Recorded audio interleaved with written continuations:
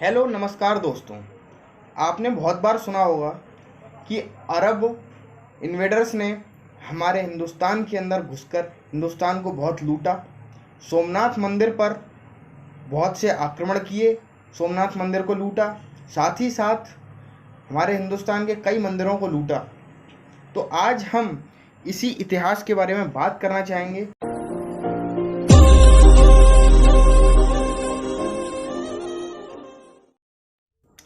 छठी से 10वीं शताब्दी के बीच पूरी दुनिया में बहुत से बदलाव आए। इस समय को डार्क एज के नाम से भी जाना जाता है। रोमन एम्पायर का पतन हो रहा था। आसपास के रूलर्स ने रोमन एम्पायर पर कब्जा करना शुरू कर दिया था। 610 ईस्वी में प्रॉफिट मोहम्मद के द्वारा महज 40 साल की उम्र में अरब में इस्लाम का उदय हुआ। पहला अरब एम्पायर उभरा जिसका की नाम था एबैसिड कैलिफेट, जिसने कि मेडिटेरेनियन सी और रेड सी रूट पर ट्रेड करके अरब्स को ट्रेडर्स बनाया। उस समय अरब्स ट्रेडर्स हुआ करते थे, आसपास के देशों में जाकर वहाँ की संस्कृति को सीखा करते थे, वहाँ के लोगों के बारे में जाना करते थे और वहाँ ट्रेड किया करते थे। उस समय तक अरब्स इस्लाम को फैलाया नहीं करते थे। जो जिस भी फील्ड में अच्छा हुआ करता था उसकी मदद लिया करते थे, उसको काम दिया करते थे। अब समय आता है भारत में आने का। भारत पर पहला सफल मुस्लिम आक्रमण मोहम्मद बिन कासिम ने 712 ईस्वी में किया था। उसने सिंध एवं मुल्तान को जीत लिया था।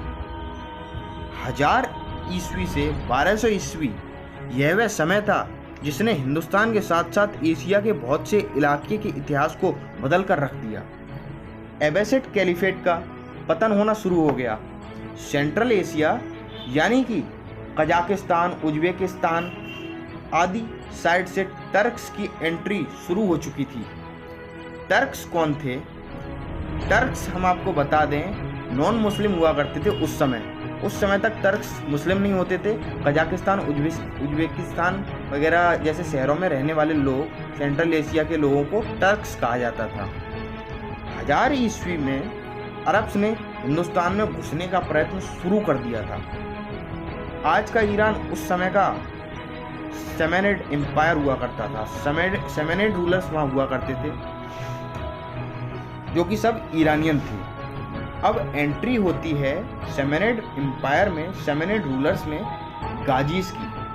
गाजी एक सोल्जर की टुकड़ी हुआ करती थी जिनको युद्ध के समय सेमेनिड्स बाहर के देशों से हायर किया करते थे और जो कि लूटपाट करने में बहुत माहिर थे। लूटपाट करने के बाद जो भी पैसा मिलता था वह गाजियों को दे दिया जाता था। गाजी अपने में बांट लिया करते थे। यह गाजी टर्क्स थे जो कि सेंट्रल एशिया से आए थे। ये मुस्लिम नहीं थे। अब इस्लाम से इन्फ्लुएंस होकर ये मुस्लिम में कन्वर्ट होना शुरू हो जाएंगे। अब इन टर्किश जो कि सेंट्रल एशिया से आए थे, इनमें की एक स्लेव अल्पटगीन है। अल्पटगीन ने अपना एक इंडिपेंडेंट किंगडम एस्टेब्लिश किया जिसकी कैपिटल थी गाजी। उस समय पेशावर और पंजाब का जो आसपास का इलाका था उसमें हिंदू शाही रूलर्स का कब्जा था। 990 से 91 के बीच गजनविड रूलर सबुकतवीन और हिंदू शाही रूलर जयपाल के बीच लड़ाई हुई। अब देखिए इन दोनों के क्या है, सबुकतवीन और जयपाल का जो बॉर्डर का एरिया था वो मिलता हुआ था, दोनों के बॉर्डर्स मिलते हुए थे। अब जाहिर सी बात है बॉर्डर्स मिलते हैं तो लड़ाई होना संभव है। तो इन दोनों के बीच लड़ाई हुई जिसमें सबुकतवीन जीत गया और जयपाल हार गया। अब अगला जो आक्रमण हुआ वो सबुकतवीन के बेटे महमूद ऑफ गजनी के द्वारा किया गया। यह बहुत प्रसिद्ध नाम है जो आपने सुना होगा, महमूद ऑफ गजनी। इसी ने आगे जाकर सोमनाथ मंदिर पर अटैक किया था। चलिए वो हम आगे देखते हैं। अब इस लड़ाई में महमूद ऑफ गजनी फिर से जीत चुका था और जयपाल फिर से हार गया। अब गजनविड्स ने इंदस नदी के वेस्ट को कब्जा लिया था।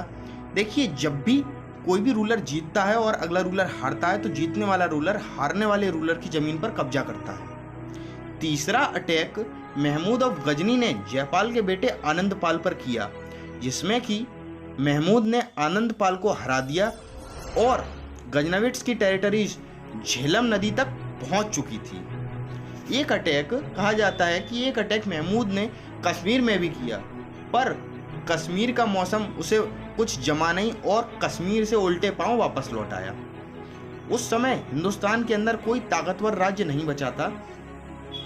हिंदू शाही अकेले ही गजनविट्स का सामना कर रहे थे। कई आक्रमणों के बाद आया 1015 का टाइम।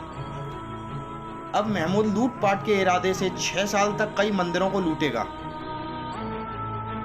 1025 ईस्वी यह वह समय था जब लुटेरे महमूद गजनी ने श्री सोमनाथ जी के मंदिर पर आक्रमण किया और शिवलिंग को बुरी तरह से ध्वस्त कर दिया। पूरे मंदिर को बुरी तरह से लूटा। हीरे जवाहरात सोने से बने हुए कई चीज़ों को वहां से चुराया और अपने साथ ले गया।